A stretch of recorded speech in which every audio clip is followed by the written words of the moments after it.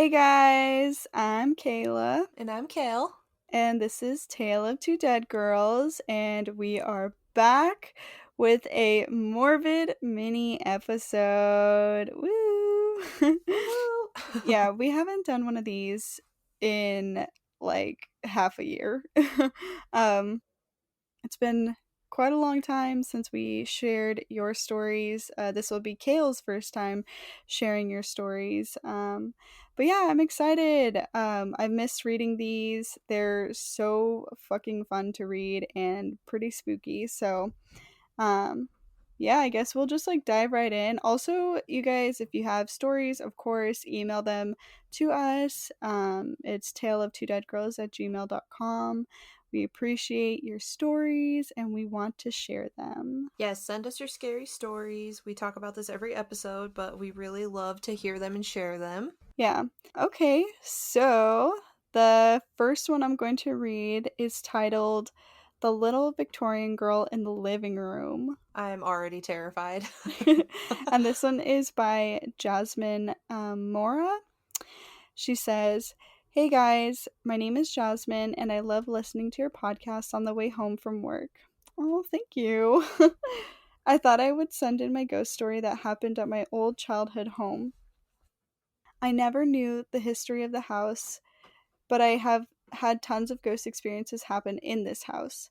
The story I will tell you about is of a little Victorian girl. My older sister witnessed this ghost mistaken her for me. Oh, bitch, what? That's Yeah, freaky. nope.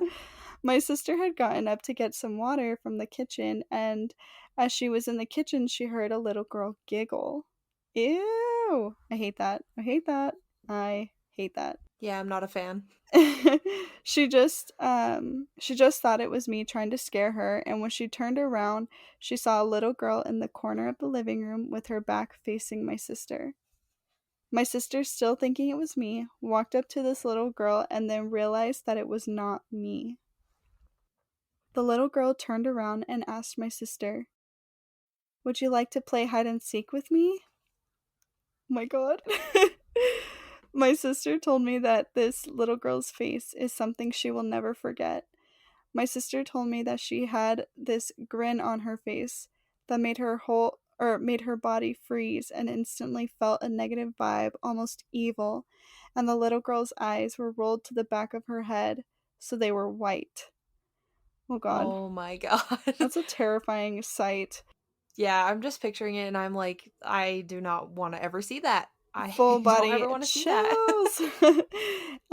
After the little girl asked the question, she giggled and ran towards my older sister's room, which my sister was like, "Fuck that." So she ran to my parents' room and didn't sleep that night. Sorry if the story was super long and not the best written. I get excited seeing a new episode from you guys too. So keep up the good work. Stay spooky. Aw, Jasmine, thank you. Also, your story was well written, so don't worry about that. And that's actually really terrifying. Like, fuck. I Yeah, wonder, that was a good story.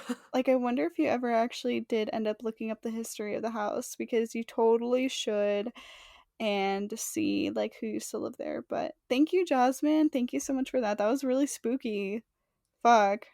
Yeah, that was scary. I would not like to see that ever in my life, and I am 24 years old. How I just forgot my age. Anyways. Yeah. I don't know. I think the whole white eyes thing is just really scary. There's this show called A Haunting that I used to watch, and like there was this one particular episode that I can remember where like this girl is standing in her bedroom, and like as she gets like a ghost in her, like possessed or something, and her eyes, she like kind of bounces back a little bit and her eyes turn fucking white, and it's just like I can picture it in my head right now. It's really really scary. Yeah, that's something that's always scared the shit out of me too. It's just like white eyes. Like that is not okay. Definitely the scariest shit. Like I think it's, I don't know, I can't say it's worse than black eyes, but Yeah, that's true. That's true. it's just Like really just pure scary. black eyes. Yeah, That's that's pretty scary. I hate it. But yeah, thanks Jasmine. We love you and I hope you're still listening. I'm sorry, we're barely getting to your email, but we appreciate it. So thank you for writing in. Yes, thank you so much for your story. It was very spooky. Okay, so I have a story that's called When Dogs Cry. So I'm already scared. Wait, that makes me sad. I don't want to hear a dog cry. So this says, "Hello, Tale of Two Dead Girls, gals, and all your listeners. First of Aw. all, I want to acknowledge how much I enjoy your podcast. Ever since a friend Mm. told me about it, I've been listening to it every morning on my commute to work and look forward to Aw. hearing more stories." Oh my Thank you. god, that makes me want to cry. Ugh, I hope you're still listening. I really Me hope you're too. still listening. Second, a little introduction is in order. My name is Jonah, and my interests include scary shit and dogs. So here's a tale that has both. We also like Scary, scary shit and dogs. scary shit and dogs. Hell yeah. Anyways, the story took place in my home city of Guadalajara, Mexico. I was a young chap, and my abuelita, sorry, I'm white. I probably said that wrong, Oh but it my means god, grandmother. Kale. Yeah, I can say it in my head, but like, yeah. Anyways, he said that his grandmother would often tell him scary stories, some of which have stuck with me to this day. We lived in a beautiful neighborhood where everyone knew each other in a time when kids would still play outside. One night, my abuelita's dog, Baker, just started whimpering out of nowhere. Mm. Meanwhile, two houses over, the neighbors' dogs also started showing odd behaviors. We could hear howling in the distance from all the other dogs in the area. It was then when my grandmother put her hands around me in a very low voice said, "Dogs have a keen scent for things we cannot understand, and when they cry, it's a sign that he is near." Oh, I just got chills. Aww. I didn't understand then, but it all became clear the morning after. We were leaving for school when we saw a huge commotion outside of someone's house. My grandma's friends approached us and mentioned how a good old member of our community had died that previous night. My grandmother then turned to me and said, "Be wary when dogs cry, because when they do, it's a sign he's here for someone." Dude, I literally have chills. Wait, it's a sign he's here for someone? Yeah, Wait, who's he? I don't know. Oh my god, that's Maybe scary. death? Oh my god, like God or the devil? Oh my god. It could Oh be my god. both. Who Or wait, knows? The Grim he's Reaper. here for someone? Oh my god, that's fucking scary. Yeah. So it That's says, creepy. "It is well believed that animals can sense things humans cannot. To this day, I can't certainly say all the dogs were wailing because they sensed a presence or if it was all sheer coincidence, but nonetheless, be wary when dogs cry." And then he Oh. says, "P.S. Before your podcast, I would often listen to YouTube stories such as Mr. Creepypasta, or if you enjoy a good book, I highly recommend Ask the Dark by Henry Turner." Ooh, Ask the Dark. I've never heard of that. I'm definitely gonna check that out like right now. I suck at reading, but yeah, it sounds interesting, so maybe I'll listen to it too. Well, like, check it Oh, out. well, thank you. Oh my god, Yeah, that thank is you. some shit. You sent this in August, so we appreciate your patience, but that was definitely a good story. I am Yeah. spooked. You should ask your grandma if she has any more scary stories. I feel like so many grandparents have a lot of like scary stories, especially from Mexico. My stepmom, she's told me like a lot of scary stories that like ghost stories that she has you know experienced and stuff, and it's maybe I'll share this on the podcast. I should do that, but Yeah, you should. they're really fucking terrifying and they like scarred me as a kid. I feel like the ones from Mexico are always the worst. Like they're just so intense. Yeah, that's true. And like I grew up, my one of my old best friends was Native American and he had the most terrifying stories ever. Like in my episode that or in my story that we shared, I talk about him because he was there when I like had the scary shit happen to me and his mom, like we called her and she was like saying these prayers and like we had her on speakerphone and then we staged the house and yeah, so like I feel like different cultures have like way scarier stories for sure. For sure. I've read I think I can't remember what I was looking at, but I saw that like India has like really terrifying like spooky shit. Oh, and like Thailand. Oh my god, like the whole Asian like continent has like really fucked up like scary demon shit that happens. Like Damn. oh my god. The world is haunted. That's true. That's true. The world is haunted. Also, like, I totally agree with like the whole dog being sensitive thing, which I mean, I feel like it's just a fact, but I don't know if I've ever explained this on the podcast or like shared it, but I have like sleep anxiety where I can't go to sleep really without having like a dog or a person in the room, because I get scared of like, oh, like what if there's a ghost or what if there's a person in my house, like my dogs will alert me, because they can sense it first. And so if I ever hear anything and they don't, then I'm like, okay, then I'm okay, like I'm not crazy, I'm fine, like nothing's gonna hurt me. So Yeah, I feel that too. Like I'm kind of the same way. Like I have to sleep with like my headphones in, which is weird to some people, but like I always slept with the TV on when I was like growing up, and then when I started dating my boyfriend, he can't sleep with the TV on, so I like use my laptop instead. But I just like mhm. plug headphones in, and yeah, I can't fall asleep without it. Like I and we also have to sleep with a fan on because of like the white noise. So I am You very weird about that too.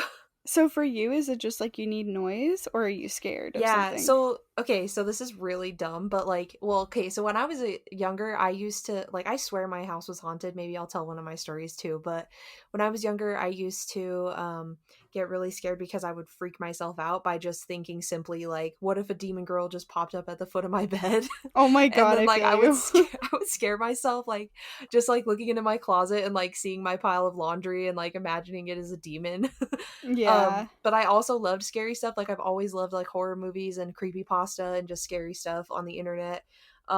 So I like listened or I read this one creepy pasta that was like, that ringing sound you get when it's quiet. That's actually if you listen close enough, like you'll be able to hear like people talking or something like that. Ew, no, Yeah, I so like hate it. I was literally like 12 or 13 when I read this shit, and like ever since then I hate like the ringing silence. Like if you're in a very dead silent room and you can hear like that ringing in your ears, I Ew, I hate absolutely it. hate it. Yeah, so I ever since then I've like always had to sleep with like some sort of noise on. Like when I was a teenager, I would sleep with like my iPad playing like Pandora radio. Aw. That we had like portable I didn't have a TV in my room when I was a teenager, but we had like portable DVD players, so I would just play the same movie every night. Mhm. But yeah, I'm the same way. I get scared so Fuck. easily. Damn. Dude, you like broke up so bad right now. It was kind of scary. Oh no. Yeah, I'm like, Oh oh my wait, god, just like on the this. phone? Yeah, it's like, Oh. is our. You're breaking up again. Oh my god, that's scary. I wonder if this is our ghost. Hold on, maybe it's because I have my phone in my hand and like my thing is moving around. Can we believe it's just a ghost? Yeah, we can. Okay. Well, I have a story for us from Kelly. Um, and yeah, this is going to be the last one that we're going to share for this episode. But the title says, My Sister in Law Haunted Me. Oh no. This one's very short. It says, So my sister in law had cancer. It was the saddest thing. She had 3 kids under 5 years old. Right before she passed, she asked to watch out for the kiddos, and I did. They all lived with my mother in law. Months passed, and my mother in law decided to get a new bedroom set, and it was a super nice set she had, so we took it. We got a new mattress, but, anyways, she died in that bed. Oh, fuck. Wait, she died in the old bed or the new bed? Fuck, I don't know. Probably the bed frame. Like she's saying the same bed frame maybe, but like they got a new mattress. Oh, that makes sense, yeah. Yeah. One night I'm all alone and I go sit on the bed and I hear whispers and then someone touched my shoulder. Oh fuck. And she put the the surprised scared emoji. Oh. um and then she said about peed my pants. I told my husband and of course he didn't believe me. It would happen a few times a month. Started to really freak me out. Fuck, it freaked me out too. Shit, if anything touched my shoulder, oh hell no. She said, I talked to a quote medium, and she said I have to tell her to go away. So the very next time it happened, I told her I know it's her and the kids are fine. Then I told her to go away. It worked. After that day, I never had a visit from her again. I have another ghost story, but I'll save that for now. Love you bunches. You rock.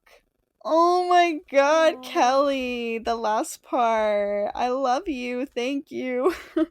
But fuck, that's crazy. I can't believe Yeah. like someone you knew like haunted you or was like, That's really sad. I wouldn't say that she was haunting you. I feel like she was just like letting you know that she was still there. yeah, maybe she just wanted you to, I don't know. She needed to that knowing comfort of like knowing that like the kids are okay and you're okay. Yeah. You know that it's her. She probably thought that she couldn't go to like anybody else because it would scare them too bad, like especially the kids, you know. Yeah. I think my dad passed away when I was 12, and I remember like feeling him around me sometimes, and I remember like smelling his cigarette smoke around me sometimes when I would think about him. It's Yeah. the weirdest feeling in the world. Like it's so weird. That's super crazy. Damn. Well, thank you, Kelly, for that. I really hope you either sent us that other one. I'd have to check. I don't think you have, but please send it to us if you're still listening. We love you. Thank you for, writing into us. We really appreciate it. You guys have no idea, like, how much it means to me when you guys say that, like, you love the podcast or, just you love us. It's just very comforting. And I know we were gone for quite some time, but, we're back now and we're here for good. So I just really appreciate everyone who's, like, stuck around and supported us. It really means a lot to me. Yeah, it means a lot to me too, and I'm really grateful that I've been welcomed with like open arms. I was really scared to join something that was already started. So I'm really glad that the people who have reached out to me and just like the interactions that we've received, I really love it. I love doing this podcast. It's so much fun. Yay! All right, guys. Well, thank you so much for listening to our Morbid mini episode. It was a lot of fun reading your guys' stories, and we can't wait to read more next time. So get your stories in, share it with your friends, email us taleoftwodeadgirls@gmail.com, and we'll see you guys in the next episode, or speak to you guys in the next episode. Okay, bye! Bye.